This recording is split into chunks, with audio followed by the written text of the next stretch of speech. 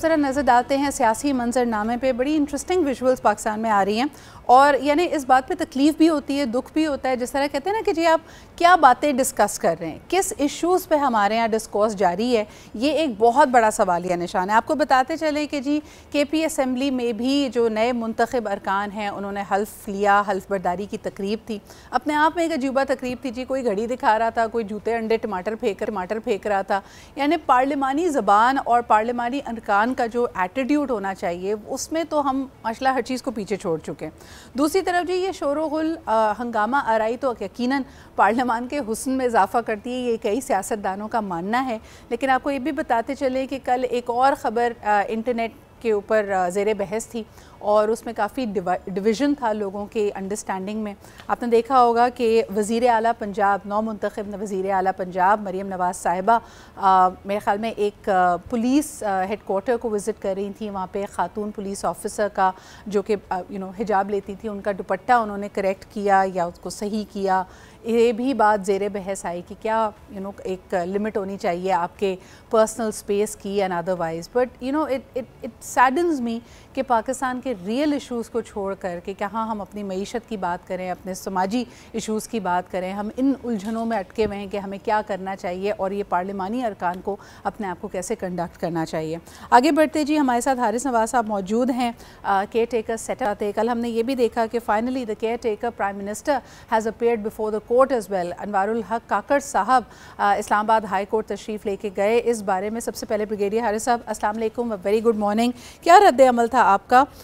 जिस तरह आप देख सकते हैं कई इंपॉर्टेंट केसेस के हवाले से सुनवाई थी और केयर टेकर प्राइम मिनिस्टर यहाँ पे पहुँचे। लेकिन सिद्रा बात यह कि इसमें इट इंडिकेट्स गवर्नमेंट और वो उसमें कानून से कोई भी बालातर नहीं है और इसी वजह से आई वेरी हैप्पी कि प्राइम मिनिस्टर केयर टेकर गए वहाँ पर, नुक्ता नज़र बताया और फिर खासतौर से जर्नलिस्ट बड़े ऑफेंसिव क्वेश्चन भी कर रहे थे, वो भी बड़े थामल से जवाब दिए और फिर कोर्ट ने भी कि I think this thing should happen कि एवरीबॉडी शुड नो कि प्राइम से लेके और हर एक जो है वो कानून का पाबंद है, उसके आगे दे हैव टू सबमिट और that is what I think. और ये ज़रूर होना चाहिए सबके लिए, कानून सबके लिए, चाहे वो अमीर हो गरीब हो, कितना ऑफिशियल सीनियर हो या जूनियर हो, everybody has to respect. Sir एक बहुत ही hyper polarize hyper partisan scenario में पाकिस्तान के जनरल इलेक्शंस हुए हैं।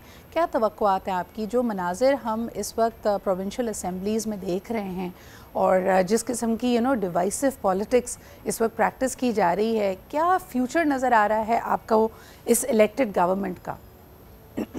लेकिन हाईली डिसअपॉइंटेड क्योंकि जो भी इलेक्शन हुए हैं, जिस तरीके से पीसफुल इलेक्शन हुए हैं, देन आपके पास बहुत अगर आपको कोई प्रॉब्लम है, आपको इतला, then you got lot of remedies. You go to election commission of Pakistan, then you go to tribunal, then you go to the supreme court, आपके पास बहुत रेमेडीज हैं। तो फॉलो अवाम ने अपने नुमाइंदे इसलिए नहीं चुने कि वो आपस में लड़ पड़ के अपने आप को एनर्जी एग्जॉस्ट करें and they don't work with people of Pakistan, जिनके लिए ये असम्बली बनाई जाती है कि वो वहाँ पर कानून साजी करेंगे, अवाम की फलाह बहबूद के लिए, जानो माल की हिफाजत के लिए, उनके कारोबार के लिए, एजुकेशन नई कानून साजी की जाएगी, मुकफ़र किया जाएगा।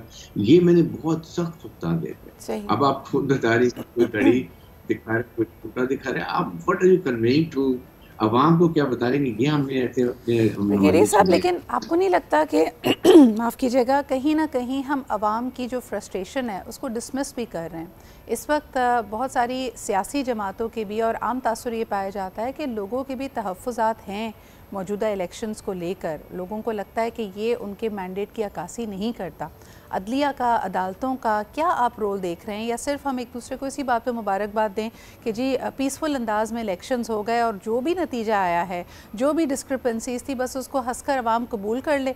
उन्होंने निकलना था सिर्फ 8 फरवरी को, अब अपने अपने घर जाएँ, अपना काम करें और बाकी तमाम हालात और चीज़ें जैसे होती हैं वैसे होने दें। जैसे बिल्कुल मैं आपसे मुतफ़िक़ करता हूँ कि ये बहुत बड़ी रिस्पॉन्सिबिलिटी है आप इलेक्शन कमीशन की, उसके बाकी जो जजेस की, कि they have to be very very mindful कि अवाम उनकी तरफ देखें। अगर किसी के साथ ज्यादती हुई है, अगर किसी के साथ उनके वोट जो अवाम के मैंडेट को ख़राब किया है किसी एक कॉन्स्टिट्यूंसी में, जिसमें भी हुआ है, वहाँ पर जब आप फॉर्म 45 हैं तो उसको आप अभी जो केसेस आते हैं उसमें देखें और ट्राइब्यूनल में जाके सब चीज़ें क्लियर होनी चाहिए। और स्पीडी जस्टिस होनी चाहिए जी। होता ये हम 4 साल गुजर जाएंगे, असेंबली अपने टाइम को पूरा कर देगी और फैसले नहीं होते, क्योंकि वो दरमियान में जो आपके बाद कैंडिडेट्स होते हैं वो फिर मिल जाते हैं, डेट्स लेते रहते हैं, हमसे ले लेते हैं। सो ये चीज़ें हमें स्ट्रीमलाइन करने की जरूरत है। बिल्कुल। And while these are matters in the court, आप अरकान असम्बली को क्या कहना चाहेंगे इस वक्त, ख़ास तौर पे जो रवैये हैं? आपको याद होगा कि 2018 में मुंतखब होने वाली हुकूमत पे भी यही इल्ज़ाम था कि वो इस बात की कोशिश नहीं करते, वो जो इलेक्शनरिंग उनका एक पोस्चर था वो इक़्तिदार में आने के बाद भी जारी और सारी था। इस वक्त तहम्मुल की ज़रूरत है, मुफाहमत की ज़रूरत है। क्या उम्मीदें हैं आपकी इन नए अरकान असम्बली से?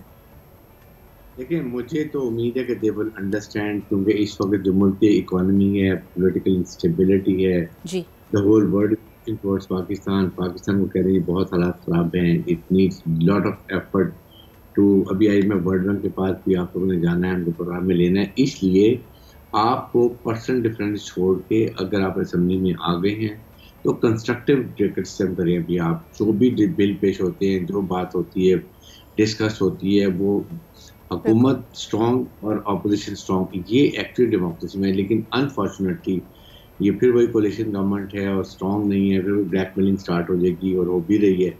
तो इन चीज़ों को देखते हुए बहुत तहम्मुल चाहिए, अवाम आपकी तरफ, that is what is important. बहुत बहुत शुक्रिया। ब्रिगेडियर हारिस नवाज साहब हमारे साथ मौजूद थे।